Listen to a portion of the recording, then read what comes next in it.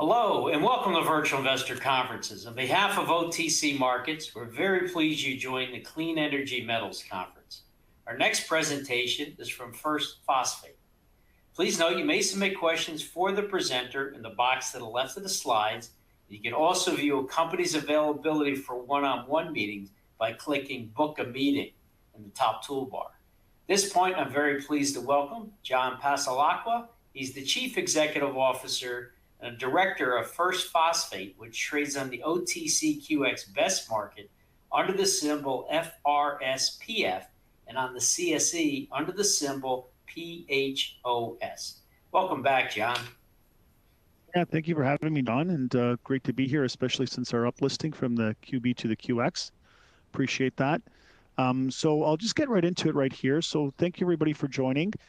Phosphate is a terribly unique company. We are igneous phosphate, phosphate that's used for the production of purified phosphoric acid for the battery industry. We have nothing to do with the fertilizer industry. In fact, the purity is so ultimate that it's really used just for high purity uses. Okay.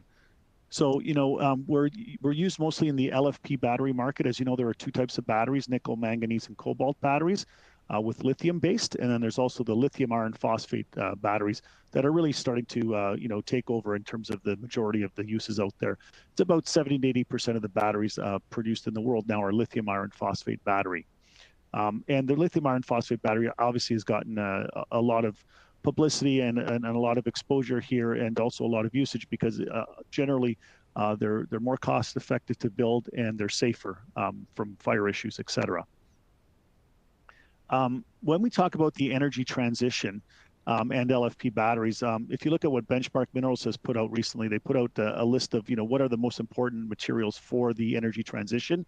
If you asked everybody what is number one, probably most people would say lithium, but it's actually in fact copper, right? All the wires that go into electrification. But then if you ask them what is number two, you might hear lithium, cobalt, manganese, nickel. But in fact, it's not only phosphate, but it's purified phosphoric acid. And the reason it is because LFP battery has really taken over as a battery of choice for most of the applications out there, especially outside of electric vehicles, battery energy storage, robotics, factory automation, small devices, small vehicles, all of that, and even data center applications, batteries going in and out of data centers, are mostly all based on LFP battery. So purified phosphoric acid, which is one of the main ingredients in making LFP battery, is the second most important element in terms of the energy transition. I bet you nobody knew that. I didn't know that myself until I saw this. So what does this mean? Well, right now in the Western world, there are 5 purified phosphoric acid facilities. It took us about 70 years to build them. They're telling us that to meet the demands of the energy transition that's coming, in spite of any kind of policy directive, this is here by 2030, we will need another 33 new purified phosphoric acid plants. That's quite a bit to ask the Western world to create 33 new plants in 5 years when it took them, 70 years to create 5 of them. So as you can see, there's going to be a great demand for this purified phosphoric acid, and the supply just won't be there. Now, when we looked at the dynamics of this, this is the supply of purified phosphoric acid, the light blue line, till 2045. As you can see, that is not growing. And the reason it's not growing and cannot grow is because generally purified phosphoric acid is just kind of skimmed off the top from fertilizer production. 10 to 20% of the highest quality portion can then go into further purification to make purified phosphoric acid, meaning that 90% has to stay back in fertilizers. So the problem is if you wanted to make all this extra purified phosphoric acid, which is this little triangle here that is going to be needed, and even that's conservative. We think that the growth curve is going to be like this. It means you would still have to make 5 times as much fertilizer grade phosphoric acid. But the world doesn't need all that. There's not enough farm fields on the world. So I always tell people, well, if we colonize Mars, then you might be able to get rid of all that lower grade phosphoric acid into farm fields in a new planet, but you wouldn't be able to make enough purified phosphoric acid based on what the current fertilizer consumption is in the world. So what you need is a material or a phosphate that can be converted 100% into purified phosphoric acid without having to go into farmlands. So how do you do that? Well, we have the solution. It's called igneous phosphate rock. The igneous phosphate rock that we have in Saguenay-Lac-Saint-Jean, Quebec, right here. When that's converted, almost 100% of it goes directly into making purified phosphoric acid that can go into batteries. So, and you totally bypass the fertilizer industry. You don't need to leave that 80% on farmers' fields because it's less pure. So the purity of igneous rock allows you to get to almost 100% purified phosphoric acid, whereas in the sedimentary rock world, which is sedimentary phosphate, which is 95% of the phosphate out there in the world, only 10-20% can go into batteries, and then the other has to stay in fertilizer for farm fields. Okay. So let's talk a little bit about igneous rock versus sedimentary rock. So igneous rock is very rare. Only 5% of the world's phosphate, represented by these blue areas, is igneous rock. The other 95% is sedimentary rock. Sedimentary rock being it's more, old sort of dinosaur bones, whale bones. It's usually found in sedimentation, whereas the igneous stuff is usually trapped in lava, okay, that is cooled down. Now, of the 5% that's this igneous rock, 4% are carbonatites. So that's found here in northern Russia. Okay, there's some found in Africa. They're a little bit inaccessible. They have rare earths. They're hard to separate. There's some in Brazil. They have rare earths as well. So a lot of it's used in fertilizer. But here in Saguenay-Lac-Saint-Jean, Quebec, only 1% of the world's total phosphate is trapped in what is called igneous anorthosite rock. And that is extremely pure. We've been able to purify that. This is first phosphate here, almost up to 41% pure phosphate, P2O5. And that means that that's an apatite, the mineral in which the phosphate is found in. It's almost 100% pure. As you start going down into these carbonatites, the purity is also still high. You get into the high 30s. But then as you get into the sedimentary rock, you start dropping into the low 30s and even in the 20s and even in the teens. And this is why this sedimentary rock can mostly only be used to make fertilizer-based products, whereas the igneous rock is more for making the high purity purified phosphoric acid. And this is why the igneous anorthosite that we have in Quebec, Canada, which we're very blessed for, one of the only spots in the world that you'll find this, is able to get up to this 41% purity. Now, just moving on here, this is the deposit that we have of the igneous anorthosite phosphate rock. It's 2.5 kilometers long. Okay, it's on surface. It's about 300 meters wide, and it's about 300 meters deep. It's still fully open at depth. This igneous anorthosite rock has been crushed, and we've been able to make purified phosphoric acid with it. We've made this with our partners in Belgium, Prayon, the world's largest producer of purified phosphoric acid. We've been able to convert this directly into purified phosphoric acid already. Now, what does this mean? Well, it's on surface. Okay, so that's great. It's an open pit mine. It's almost like a big gravel quarry. Can you imagine 2.5 kilometers long by 300 meters wide? And it's all full of phosphate rock. Also, this is about 214 million metric tons of phosphate. This is enough at the moment, just with what we've drilled here, for 23 years of satisfying 50% of the entire fleet of vehicles produced in North America. That's between Canada, USA, and Mexico. There's 12 million vehicles produced. So 6 million per year for the next 23 years could be fed the phosphate that is needed in the batteries to make LFP batteries for those vehicles. So quite a significant deposit here already. And we have all of this to go at depth. We're very blessed. Phosphate currently is at lower prices. But our NPV, which was done at these kind of lower prices, is 2.1 billion Canadian dollars. The IRR is 37%. The payback period is 2.9 years. And our strip ratio is also very low, 1.5 to 1.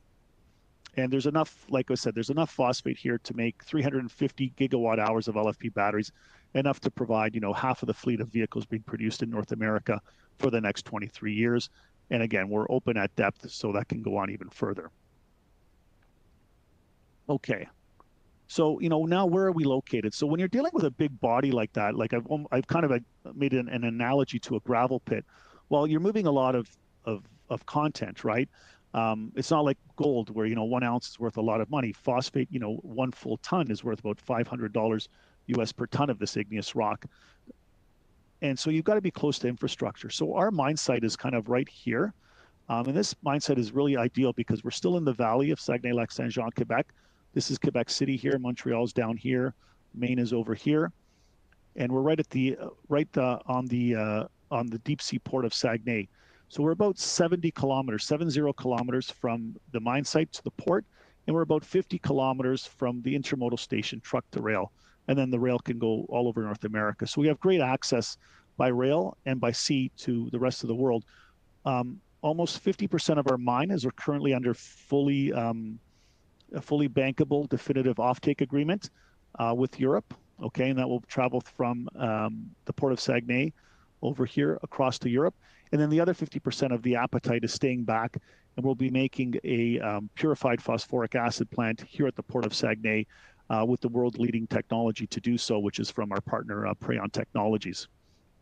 So as you can see, the mine is quite de-risked. 50% almost is in offtake, and the other 50% goes to value add with a world-leading technology. We just signed with the Port of Saguenay. We have probably one of the best pieces of real estate at the Port of Saguenay to develop our purified phosphoric acid plant. What's also really interesting about this region is that this is the traditional aluminum valley of North America. This is where most of the aluminum that goes into cars and consumer appliances in North America comes from. This used to be Alcan Aluminum. It's now Rio Tinto. So there's a tremendous industrial base in this area, not only of aluminum, but also the forestry industry. Both of those industries have been a little bit hit here recently because of the politics and some of the other developments over the last few years. So this region has a lot of good industrial workforce in here and good industrial suppliers that are looking for new industries. So we're coming at a perfect time to be able to become one of the new industries in the Saguenay-Lac-Saint-Jean area of Quebec. Our plan is obviously threefold. So we have the extraction and the concentration of the apatite, which is the phosphate concentrate at the property at Bégin-La-Marche, which I was saying was 70 kilometers from the port. Then at the port, we plan to turn it into purified phosphoric acid.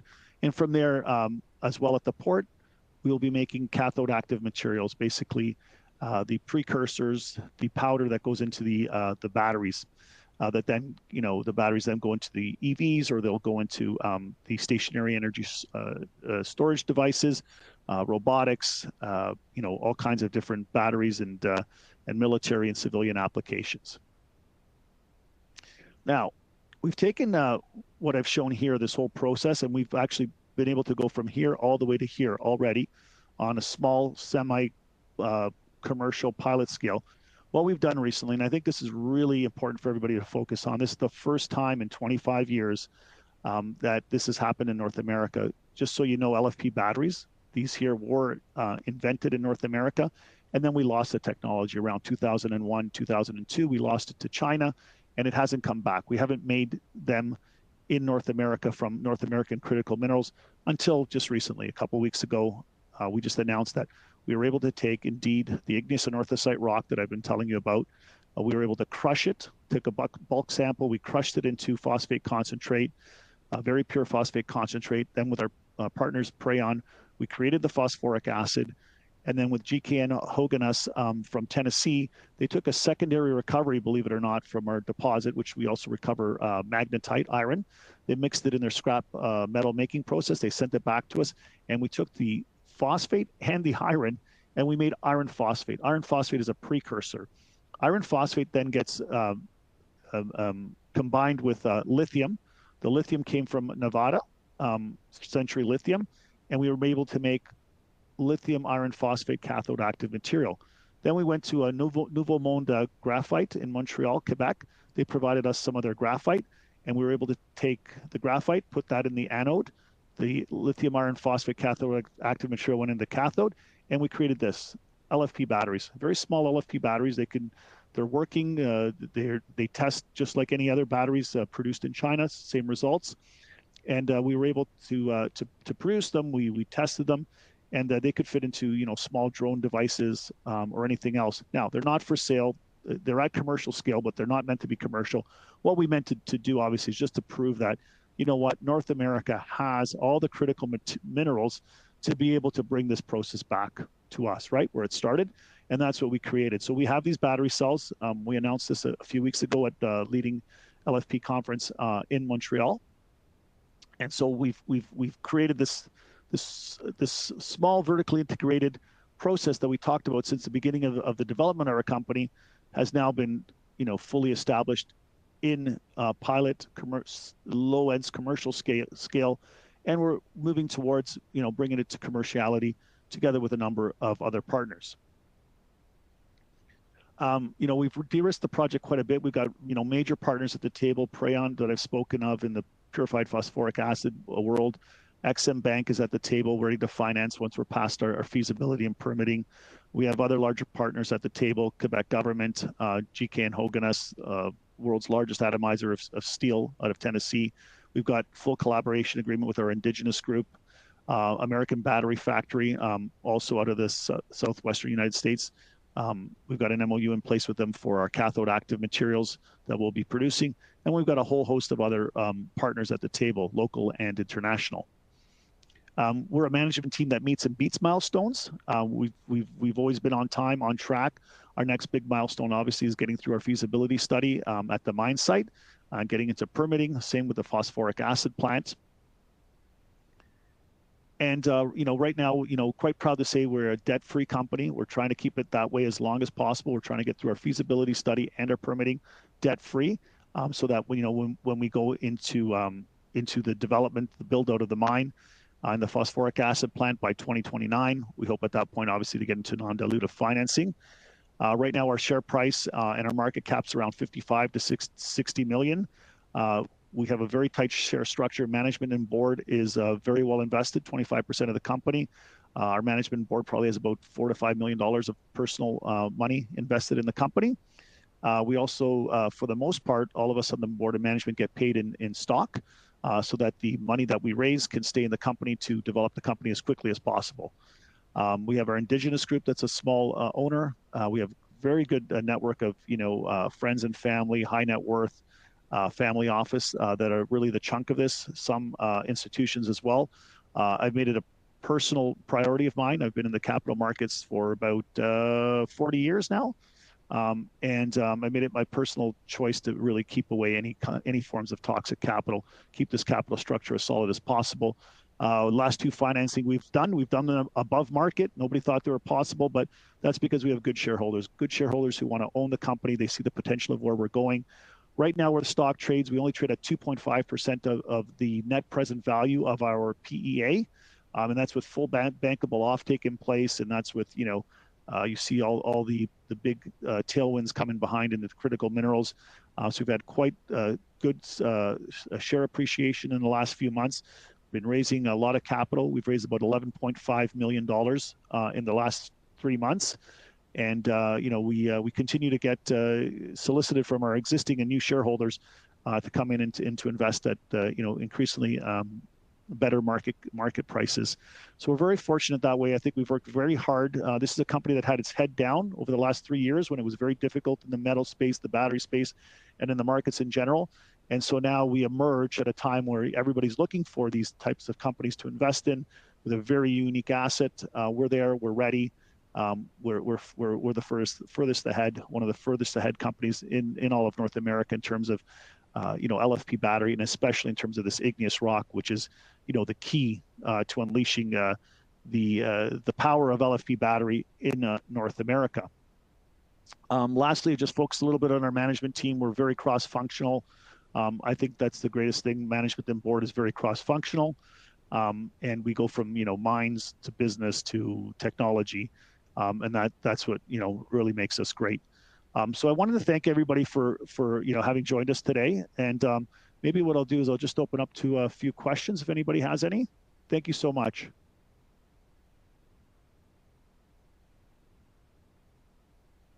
Okay, so I see a couple questions here. I'm just going to answer them myself. How flexible is your production model? Can you accommodate industrial grade demand? Yeah, so like I said, what you see on screen right here, we've been able to do this process in small scale. We are moving it to a very small commercial scale.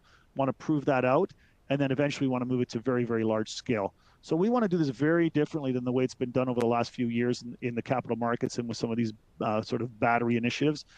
Everything's been tops down. Raise a lot of capital, then figure it out. And by the time you can even figure it out, you don't have enough capital and everything crashes. Well, we're doing it the other way. The real way the pyramid's got to be built from the bottom up. So we've been able to build this process, right?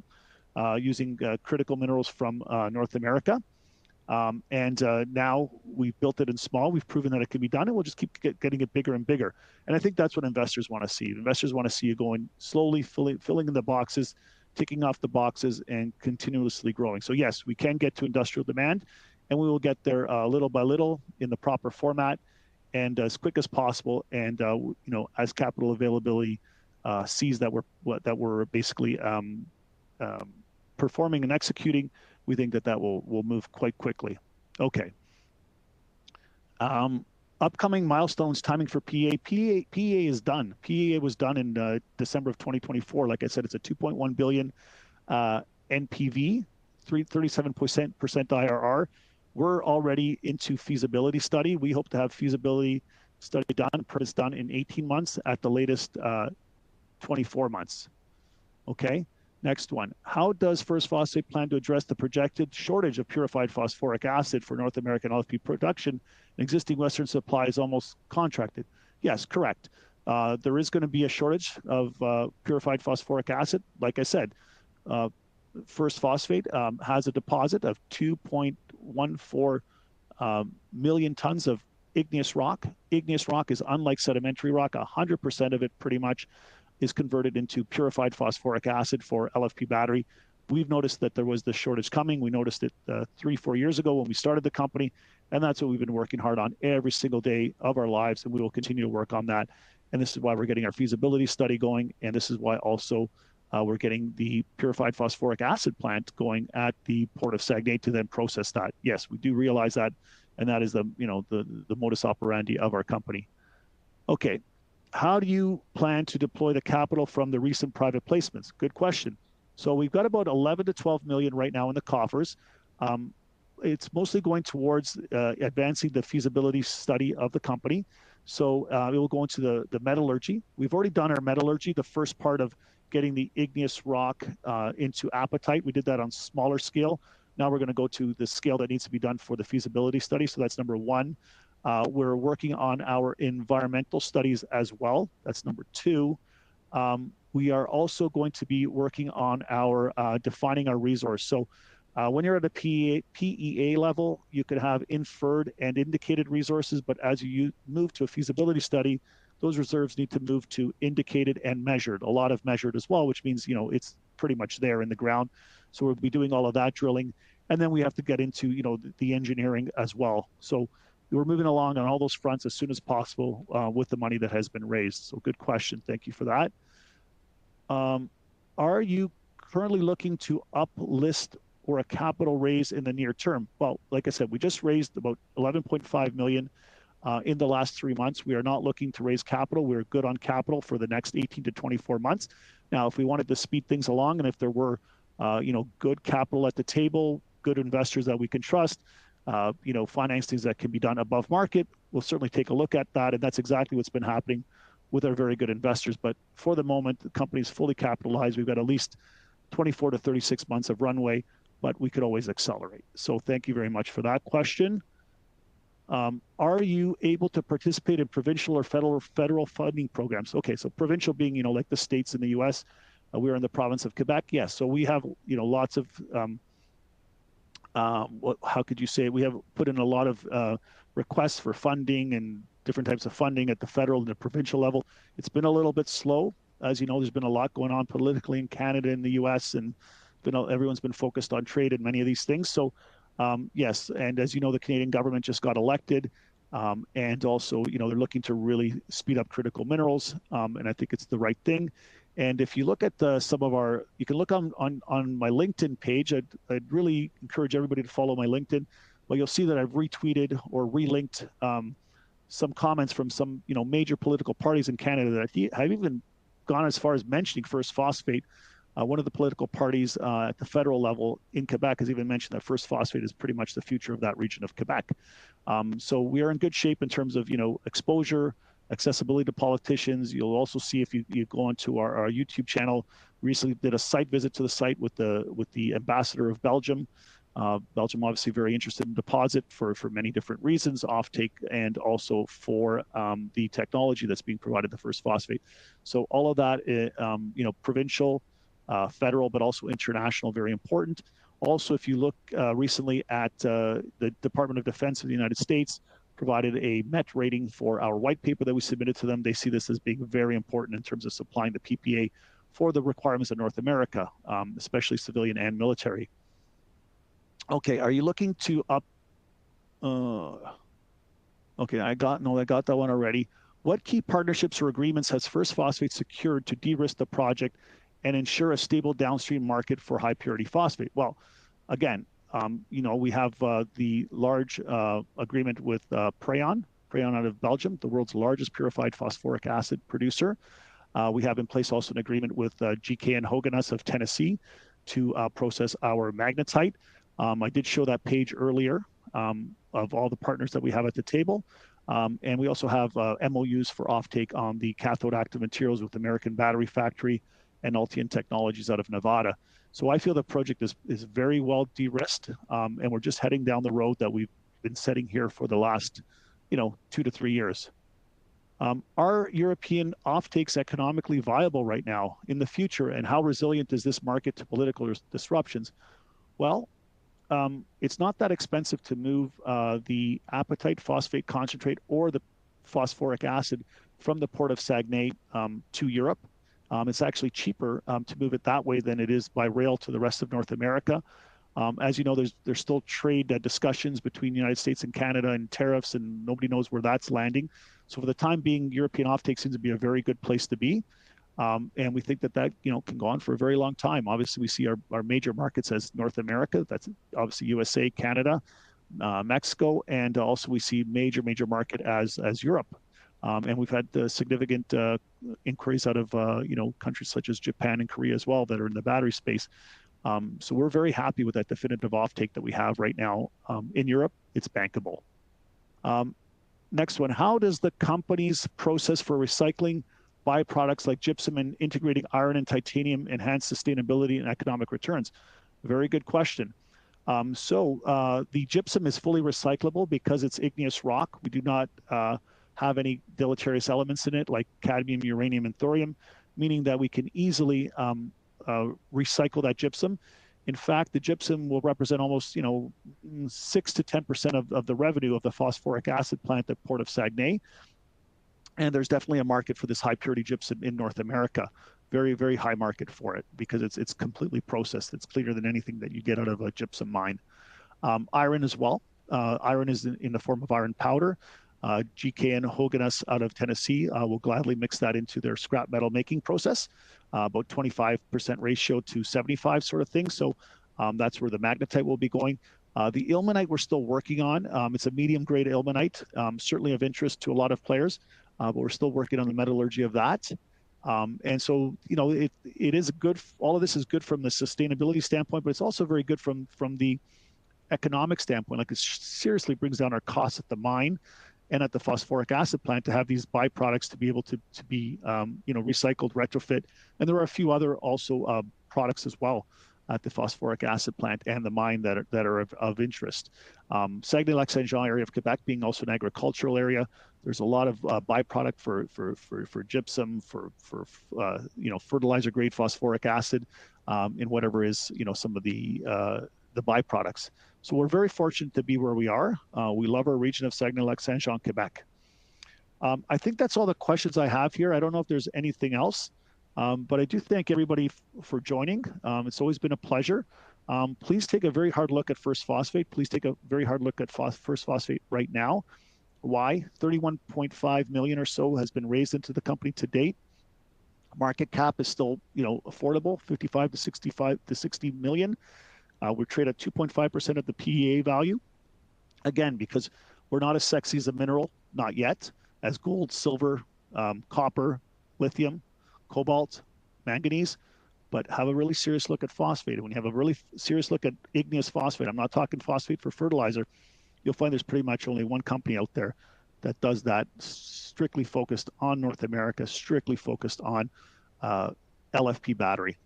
Okay, thank you very much. Really appreciate it. And look forward to meeting everybody on the one-on-ones.